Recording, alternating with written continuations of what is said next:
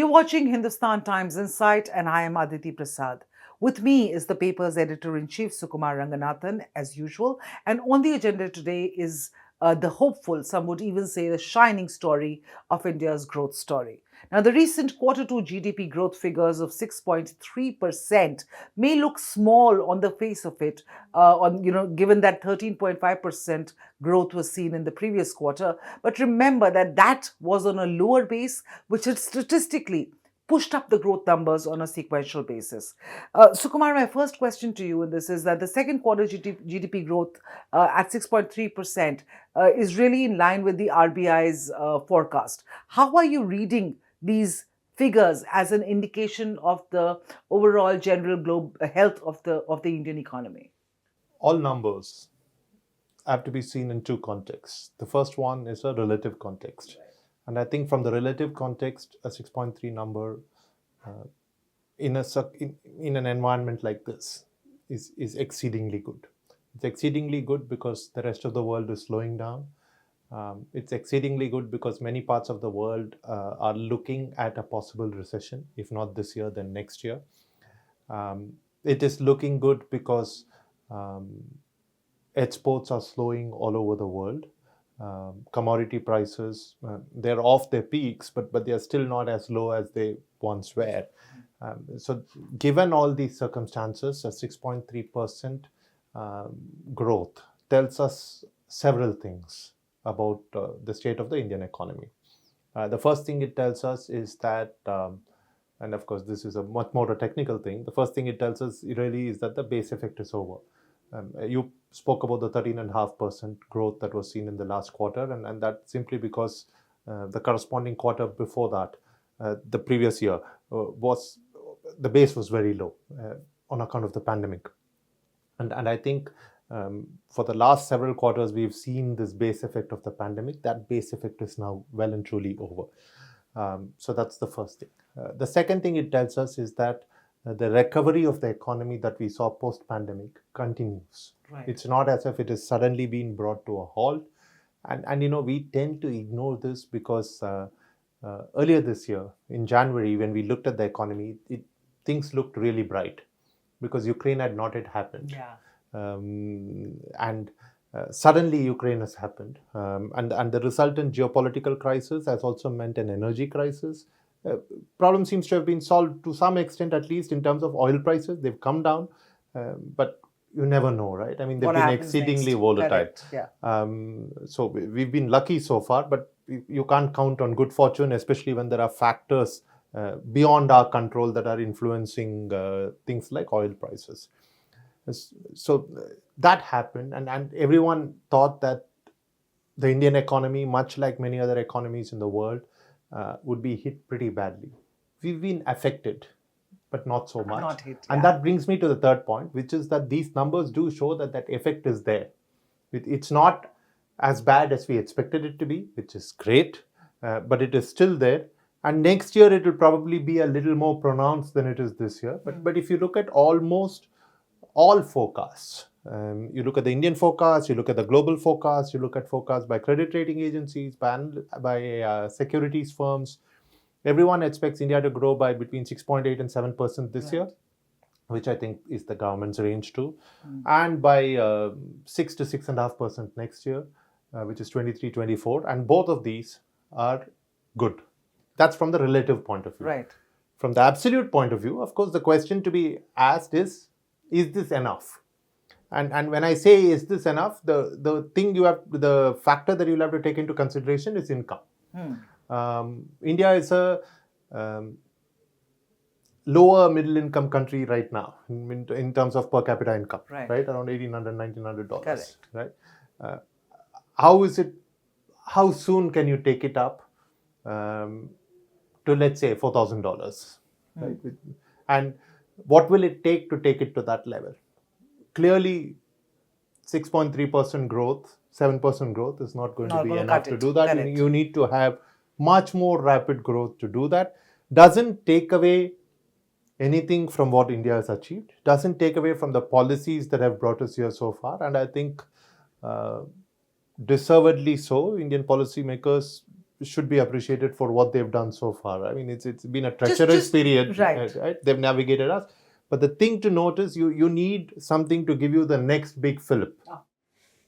Right. So just to put it in perspective for our viewers, when we say that 6 to 7% annual growth between that in that range, the global economy and various developed countries, when we say that compared to them, can you just put it for our viewers in context how we are doing vis-a-vis various No, but global it's very economies? simple, right? You look at even if you look at the first world, and you look at a growth rate of 2 to 3%, Right.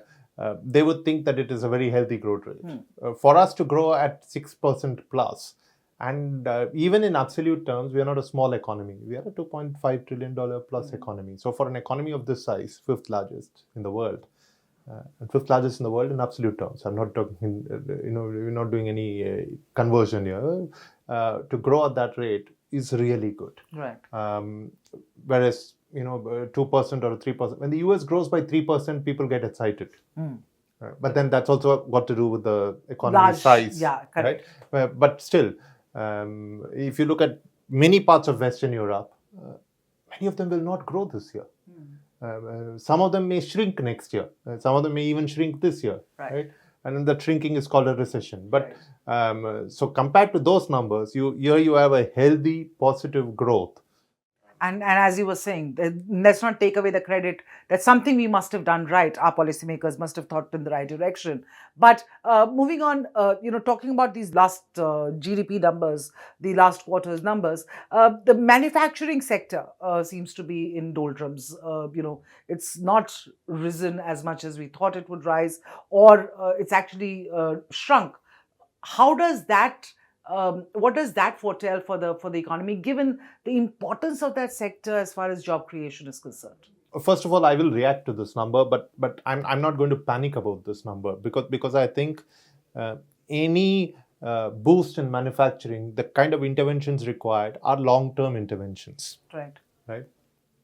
So you look at the PLI scheme that the government has come up, for instance. I think that's a long-term intervention in manufacturing, which will probably have medium-term or long-term results, which will result in growth in manufacturing. As for what is happening in the manufacturing sector, very difficult to say on the basis of these numbers, but I can proffer some hypotheses. One hypothesis, which a few others have given, including our own analysts in the newsroom, is that it could possibly because we have a broader swathe of capturing manufacturing activity in the GDP numbers than we do in other manufacturing indices. So we are probably picking up some of the distress in small and medium enterprises. We are picking up some of the distress in the informal sector. Entirely plausible theory, right? Another could be to do with demand. Probably not increased as much as we would have expected it to increase, with the result that that you're not seeing the consequent boost that manufacturing needs to receive from the demand side. But again, like I said, these are hypotheses at best, will need to be borne out by data. And we need to look at these numbers a lot more closely to understand why the manufacturing sector experienced that contraction in this quarter. Tough to say, because demand has not, at least on the face of it, gone down as much as it has gone down. So is there an inventory problem? There's also the higher prices of raw materials. Yeah, but that's not going to that may affect your profitability, but that's not going to result in a decline in your activity, and that's what seems to have happened. Let's also just move away slightly. I'll come back to manufacturing, to the agricultural sector, which is really a good story there, but there seems to be some concern about that it's shown a growth despite an erratic monsoon. And I understand that there are some concerns that we have in our newsroom about rural wages, which our analyst had written about. Yeah, so agriculture is actually, to me, the big surprise of this GDP data, because we expected it to do badly. And the reason why we expected it to do badly was exactly what you said, right? I mean, a series of extreme weather events, which have roiled agricultural markets to the extent that India had to place export curbs on wheat and later on even on rice. And I think it's interesting to see that it's grown despite that, which speaks of the resilience in that sector. And also very good because it means that you don't need to panic. I was looking at the sowing acreage data Okay. for the winter crop, the rabi crop, and again it looks very healthy, Okay. which means the wheat crop that is going to be harvested in spring will again, if things don't go wrong, be a bountiful wheat crop, which addresses, I mean, it's important in various ways, especially for a country like India. Right.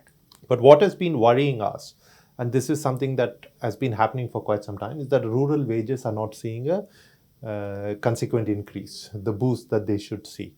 And the rural economy is extremely critical, given the population that resides there, and also given the fact that rural demand is extremely important for a series of product categories.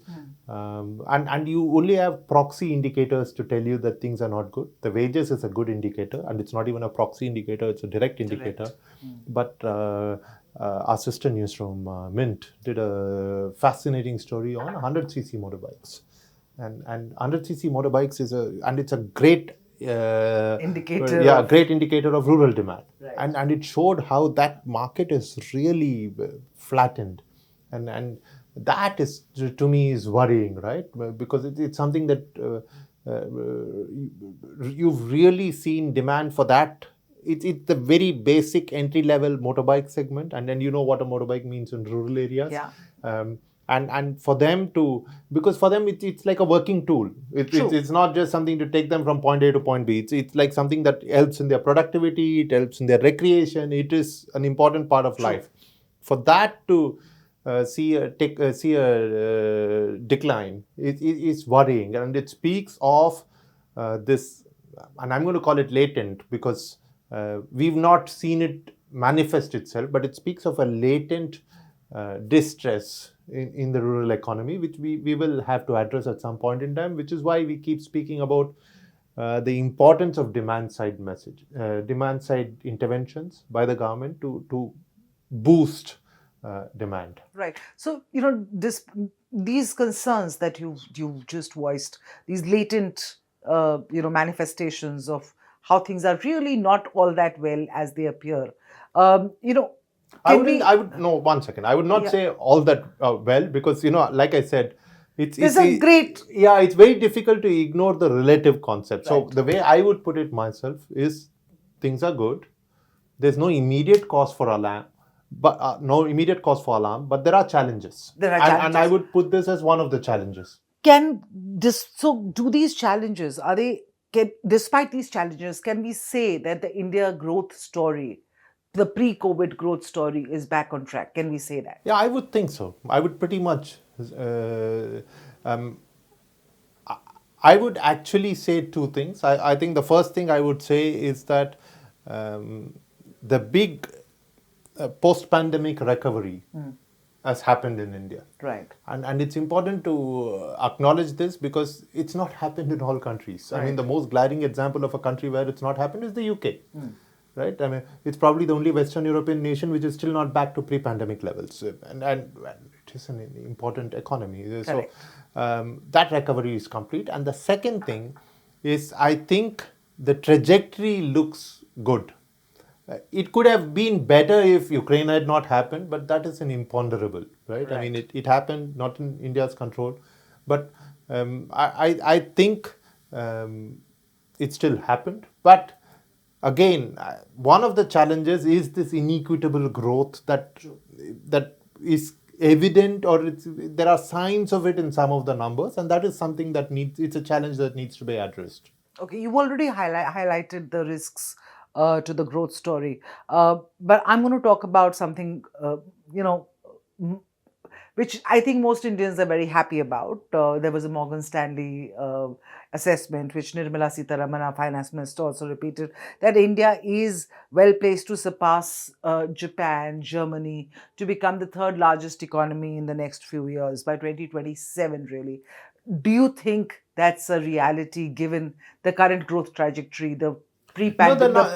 The numbers are very real, right? I mean, one's not going to argue about those numbers.